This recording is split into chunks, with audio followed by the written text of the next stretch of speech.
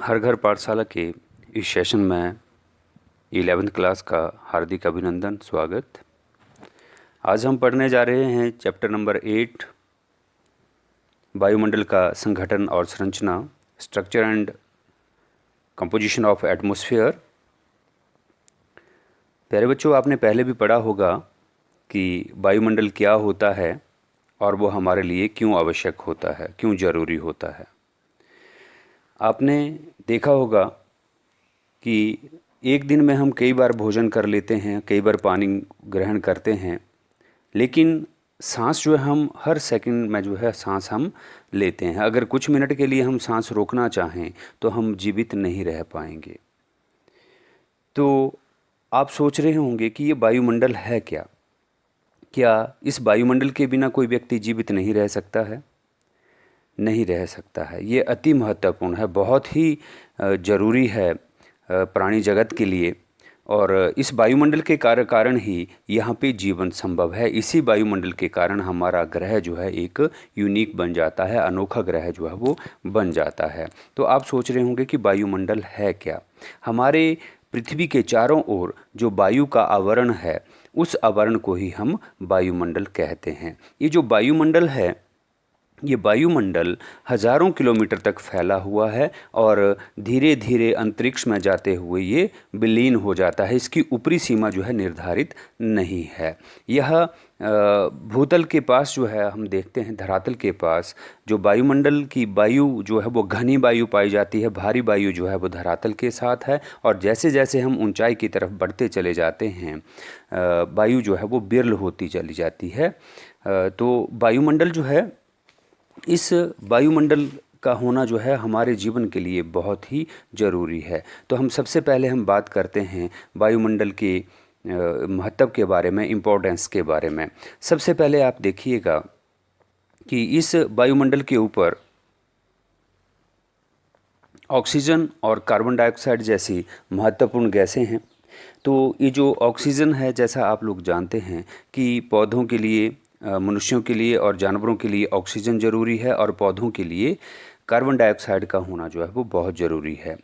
फिर इसकी इम्पोर्टेंस आ जाती है कि ये कौन पे की तरह जो है वो काम करता है। सेकंड पॉइंट जो है, कौन पे की तरह जो है हमारे काम करता है। कौन पे क्या हुआ, एक चंदोबे की तरह जो है ये वायुमंडल हमारा काम करता है, जो दिन के समय में सूर्य से आने वाली जो इसकी पूर्ण शक्ति है उससे हमें बचाता है। पूरी हीट जो है उसको आने नहीं देता है, और धरातल से ऊष्मा जो बाहर निकलती है उसके विकिरण को ये रोकता है।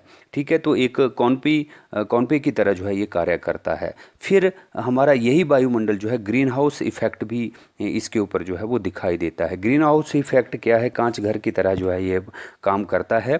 कांच घर की तरह ये सूरज से आने वाली जो किरणें हैं, जिन किरणों को हम कहते हैं लघु तरंगें, ठीक है, इन लघु तरंगों को ये वायुमंडल जो है वो प्रवेश होने देता है। ठीक है, और उसके साथ साथ जो पृथ्वी की पार्थिव विकिरण है, जिसको हम लॉन्ग वेव्स भी हम बोलते हैं या पार्थिव विकिरण भी हम बोलते हैं, उसको बाहर जाने से ये रोकता है, अंदर ही इसको बना करके रखता है। तो जो जो ग्रीन हाउस इफेक्ट है, उस इफेक्ट के कारण यानी कि हमारी पृथ्वी का जो मध्यमान तापमान है 35 डिग्री सेल्सियस अगर बनता है या रहता है, तो वो इसी वायुमंडल के कारण है। तो ग्रीन हाउस इफेक्ट के कारण ना ही बहुत ज़्यादा गर्मी हो पाती है और ना ही बहुत ज़्यादा ठंड जो है इस पृथ्वी के ऊपर हो पाती है, जिसके कारण हम जीवित हैं। फिर इसके पश्चात हम बात करते हैं इसी वायुमंडल में एक परत है ओजोन गैस की। ओजोन गैस की परत जो है हमारे धरातल से लगभग जो है, धरातल की ऊंचाई की तरफ हम बढ़ें तो ये जो लगभग 20 से 30 किलोमीटर के ऊपर जो है ये गैस पाई जाती है। तो ये गैस क्या करती है, जो सूरज से निकलने वाली जो घातक किरणें हैं, अल्ट्रावायलेट रेज़ है, परावैंगनी किरणें हैं, उन किरणों से हमारी सुरक्षा करती है। तो धरातल वायुमंडल ही ये गैस जो है क्या कर लेती है, इसको एब्जॉर्ब कर लेती है। और उसके साथ साथ इस वायुमंडल में जो मौसम और जलवायु जितनी घटनाएं हैं, जैसे बादलों का बनना, बारिश का होना, हवा, पवन इत्यादि का चलना, वो सारी घटनाएं जो हैं इसी वायुमंडल के कारण होती हैं। फिर उसके साथ साथ जो है, जो रेडियो और टेलीविज़न का जो प्रसारण है, उस प्रसारण में हमारे वायुमंडल जो है सहायता देता है।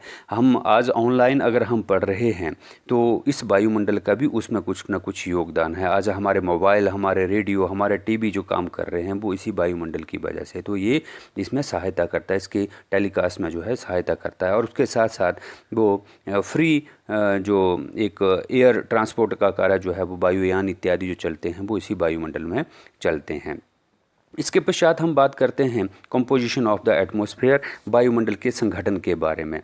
वायुमंडल का जो संगठन है, हमारे वायुमंडल का जो रचना है वो तीन प्रकार के पदार्थों या तीन प्रकार की गैसों पदार्थों से जो है हुई है। सबसे पहले है पदार्थ कहें या गैस कहें, सबसे पहले है गैस, विभिन्न प्रकार की गैसेज हैं, फिर वाटर वेपर्स हैं, फिर डस्ट पार्टिकल्स हैं।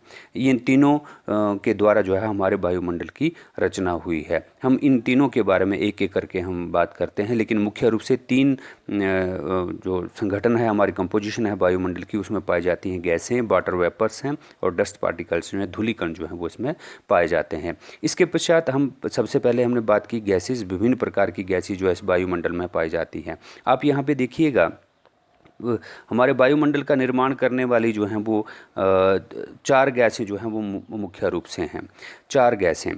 तो ये लगभग 99 पॉइंट समथिंग जो है 99% से भी अधिक जो चार गैसें ही हमारे वायुमंडल में जो हैं वो पाई जाती हैं।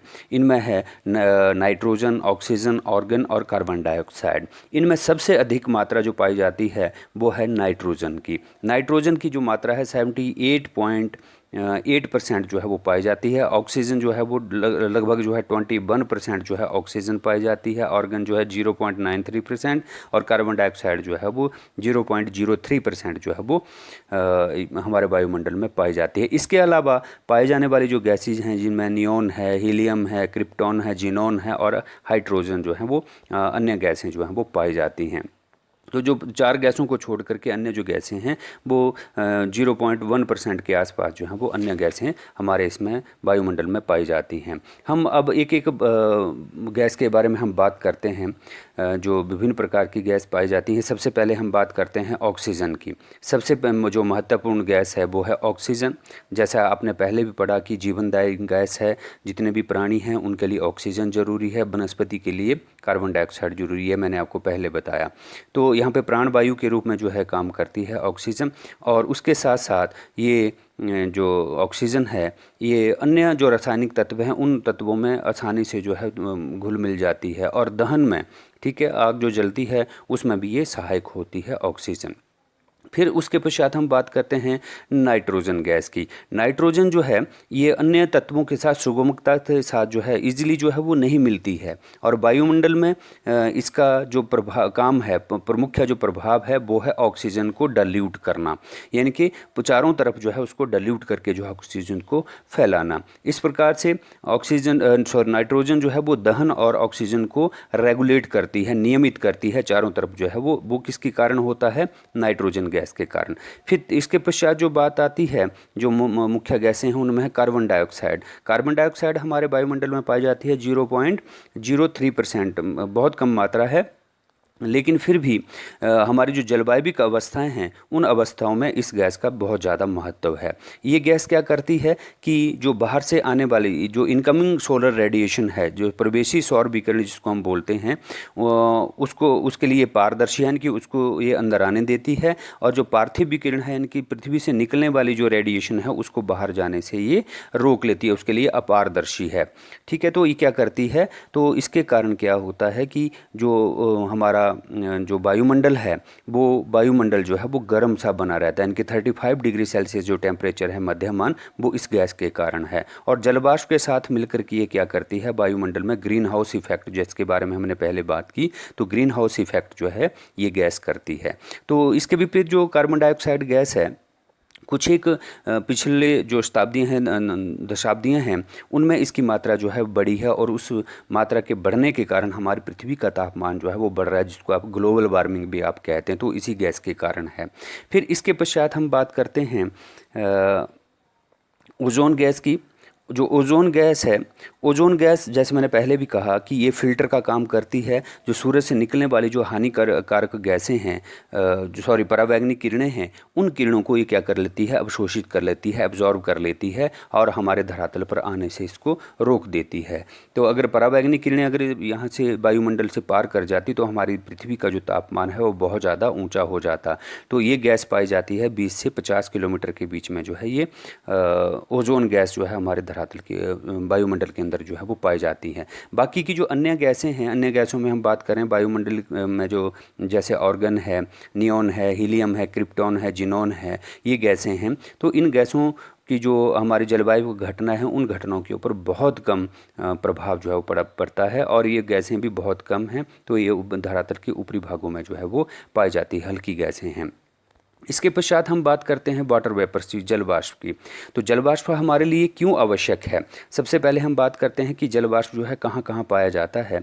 हमारे धरातल में जो शुष्क वायु होगी, उस शुष्क वायु में भी 1% से लेकर के 4%, मैक्सिमम जो है वो 4% तक ही जल वाष्प हमारे इस वायुमंडल के अंदर पाया जाता है। और जो जल वाष्प की जो मात्रा है, उपलब्धता है, ये हमारे धरातल के आसपास ही पाई जाती है। जैसे जैसे हम ऊंचाई की तरफ बढ़ते चले जाते हैं, अंतरिक्ष की तरफ बढ़ते चले जाते हैं, तो जो जल वाष्प है उस जल वाष्प की मात्रा जो है वो कम होती चली जाती है। सबसे अधिक जो जल वाष्प है लगभग ज़्यादा से ज़्यादा जो है 2 किलोमीटर की ऊंचाई तक जो है वो पाया जाता है।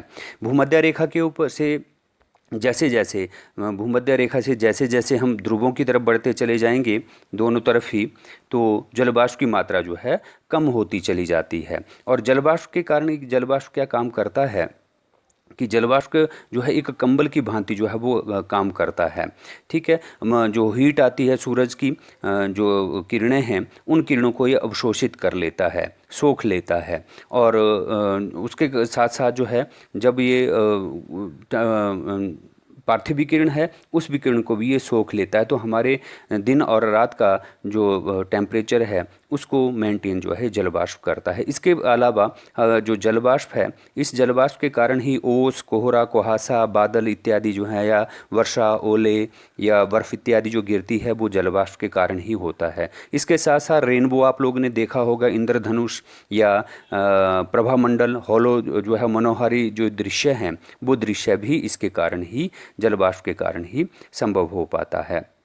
तो इसके कारण जो है हमारे वायुमंडल में जल ही एक, या जल वाष्प ही एक ऐसा तत्व है जिसके कारण जो है हमारा टेम्परेचर जो है वो मॉडरेट रहता है।